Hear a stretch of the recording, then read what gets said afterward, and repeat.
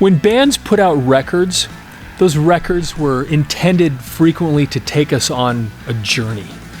We'd get the record, we'd listen to the music, and the whole thing was supposed to take us on this little voyage as we went from song to song. Well, sometimes bands were actually able to do something even beyond that and take us on a journey from album to album in different ways. And today I've got something so cool to show you how one band did that with a trilogy of 3 albums. Hi, I'm Robert John Hadfield with Audio Mover, and before we get going, please like this video, subscribe to the channel, and if you're interested in supporting us, go to audiomover.com. Audio Mover is the company that takes your old audio and videotapes and turns them into digital, and you can go there and get an order started with that. Anyway, with this, I'm so excited to talk about this today. You know, once again, albums, back in the days with vinyl, there really was this thought that was put into a record. What was going to be the progression of the songs? And then beyond just the music, which is what we so often focus on, there was so much more to it than that. There was also the visual. There were these visual representations that the bands had to pick as a representation of the music. I mean, think about that.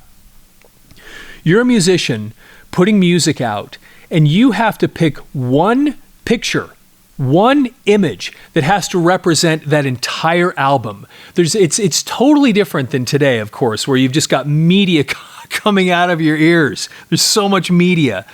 And here they had to think of what is a graphic, what is an image, what is something that can represent this piece of art, this offering, this series of songs we put together. Well, here's a band that did something where that visual representation for 3 albums, they took us on a little bit of a journey. They created a trilogy in the artwork. And the band I'm going to talk about today is Judas Priest. These 3 albums, from Screaming for Vengeance to Defenders of the Faith to Turbo, they used the same artist, and they created 3 albums that would be able to work nicely visually from album to album, and in a way created probably something they didn't intend when they set out, but created a trilogy of albums that for a lot of people, myself included, think that it's some of their best stuff. Now, prior to these albums that I'm going to show you here today, they had just a hodgepodge of covers. I mean, there was no consistency. It was just here to there. And frankly, a couple of the album covers were pretty underwhelming, and especially the album that came out right before this, which was called Point of Entry. The album cover was kind of a, It almost seemed like the band was beginning to lose their way because it just was so kind of uninteresting. The album before that was an album called British Steel, which actually was kind of a cool album cover because it was a razor blade and some fingers holding it, and you kind of would look at it and think, are his fingers getting cut into that razor blade? And it was kind of neat. You know, for a kid, especially a teenager, you're looking at that like, wow, that's really cool. But then Point of Entry came out, and it was just kind of, what is this? The American version of it was just basically a road that went up to nothing, and then it just said Point of Entry at where the road started, and you thought, well, who cares? Then they came out with what, for me personally, I'm a big Judas Priest fan, is their finest, best album of all. And it was this one called Screaming for Vengeance. And they created this character that was called the Hellion. And when they were playing on this tour, this image was on the back of the stage. It was really, really cool. But here it is right here, Screaming for Vengeance, Judas Priest. And they had this guy named Doug Johnson that made this piece of art. And it was so neat looking at this, whatever it is, some sort of metallic hawk or something like this, and then you look at this and it has the talons and the these claws at the end, and then this really cool kind of streamlined head, and then this body that just kind of goes off that gives you this feeling of motion. And then what are these torpedoes or something like that, or I mean, it has this end that makes it look like it's a torpedo. Anyway, and then these amazing wings. I mean, I loved this cover. And the colors, this bright yellow, the circle that kind of frames it all so well, and then Judas Priest written at this angle up here at the top. What a cool album cover. it so well represented the music inside. It started out with I think the first song was actually, it was called The Hellion, and then it went into this song called Electric Eye. And it was for some reason, that Electric Eye just kind of fit with this album cover for me. But then they did something else, and on the back they actually wrote the story of this character, the Hellion. And it says, "From an unknown land and through distant skies came a winged warrior. Nothing remained sacred. No one was safe from the Hellion as it uttered its battle cry, screaming for vengeance." So the album called Screaming for Vengeance, and here is the Hellion that represents that. And by the way, we record all these videos in 4K, ultra high resolution, so that you can see the detail when we look at records.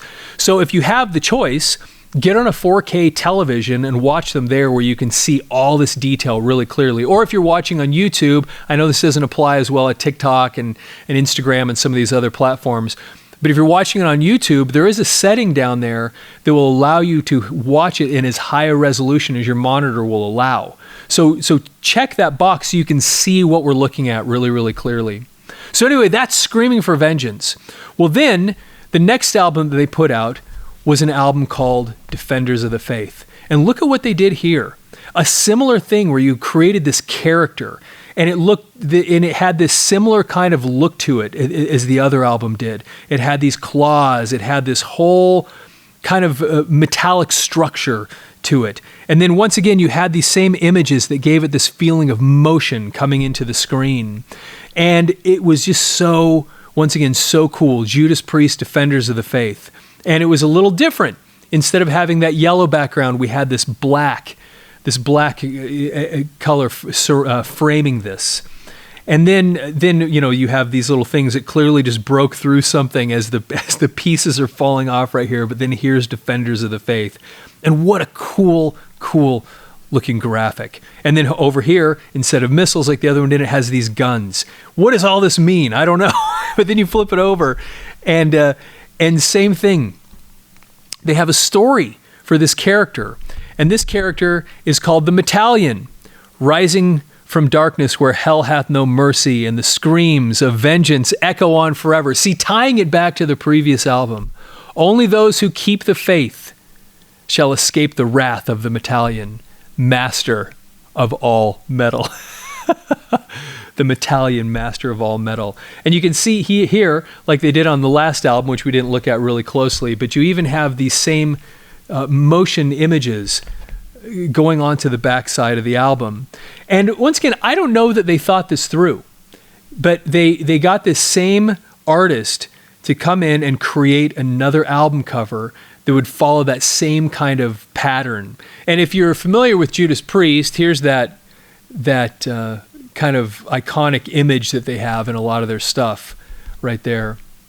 So then from there, we moved on to another album where they departed a little bit, but they still had the same artist doing a similar type of cover.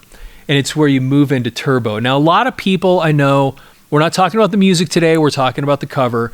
A lot of people didn't like what happened with Turbo. Turbo, the album, was their first album they actually literally recorded this all digitally, which was a little bit risky at the time. And I remember the first time I heard it, that you could hear Rob Halford's voice clearer than I'd ever heard it before. And a guy like Rob Halford that has such a solid and unique singing voice, I gotta be honest with you, I loved it. I thought it was so cool listening to it. And I personally loved the song Turbo. And although, a lot of people poo-pooed it a little bit because Turbo used guitar synthesizers, and a lot of people didn't like that, especially coming from a heavy metal band. They were just experimenting with cool sounds, and I forgive them for that because I loved what they did. I thought it was so cool. A lot of people didn't, though. But similarly, although there was not a character on this album, it was the same artist, and it was the same kind of look. You have this motion coming in.